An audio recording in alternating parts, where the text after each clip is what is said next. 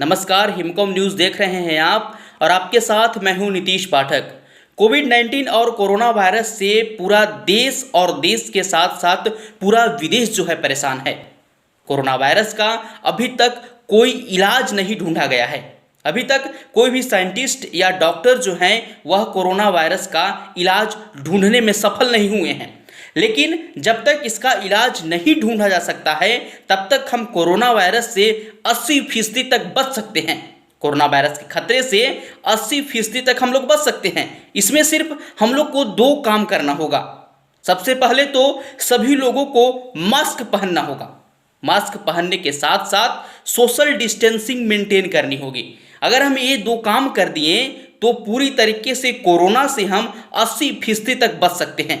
ये मैं नहीं कह रहा हूँ, यह देश के सभी जितने भी साइंटिस्ट हैं और डॉक्टर हैं उन्होंने बताया है कि नियमित तौर पर मास्क पहनने से और सोशल डिस्टेंसिंग को मेंटेन रखने से, यानी कि सामाजिक दूरी को मेंटेन रखने से हम कोरोना जैसे महामारी से 80% तक बच सकते हैं जब तक इसका इलाज संभव नहीं हो पाता है।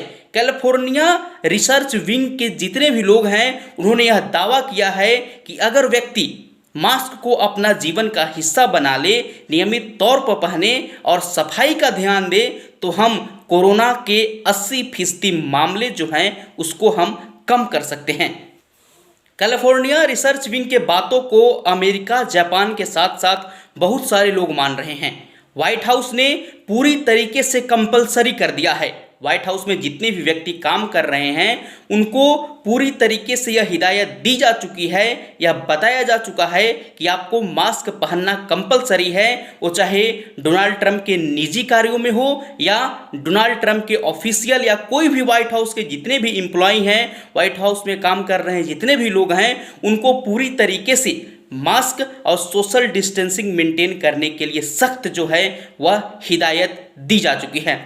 अगर हम तुलना करें जापान और अमेरिका में तो जापान के तुलना में अमेरिका में 10% कोरोना के मामले थे। मैं आपको बता दूं कि इसका बड़ी वजह यह है कि उस समय तक अमेरिकी जितने भी थे वहाँ मास्क का प्रयोग नहीं करते थे, लेकिन वही जापान जो है वह कोरोना से पहले भी मास्क का उपयोग करता था। पॉल्यूशन से बचने के लिए, जो मुंह से निकलता है संक्रमण, उससे बचने के लिए, गंदे हवाओं से बचने के लिए जापान वासी जो हैं वह मास्क का प्रयोग पहले भी करते थे। यही वजह है कि जापान में जो संक्रमण का मामला कम है। लेकिन अगर हम सभी लोग नियमित तौर पर मास्क पहनेंगे, जीवन का उसका हिस्सा मान लेंगे और सोशल डिस्टेंसिंग को मेंटेन करते रहेंगे तो हम 80% तक उससे बच सकते हैं। प्रधानमंत्री जी भी बताएं कि अगर हम 2 गज की दूरी कम नहीं करेंगे तो खतरा ज़्यादा बढ़ सकता है, यानी कि 2 गज की दूरी हम लोग को रखना ही होगा तब तक जब तक इसका इलाज संभव नहीं हो पाता है। और हम लोग को मास्क का जो है वह जीवन का एक हिस्सा मान लेना चाहिए।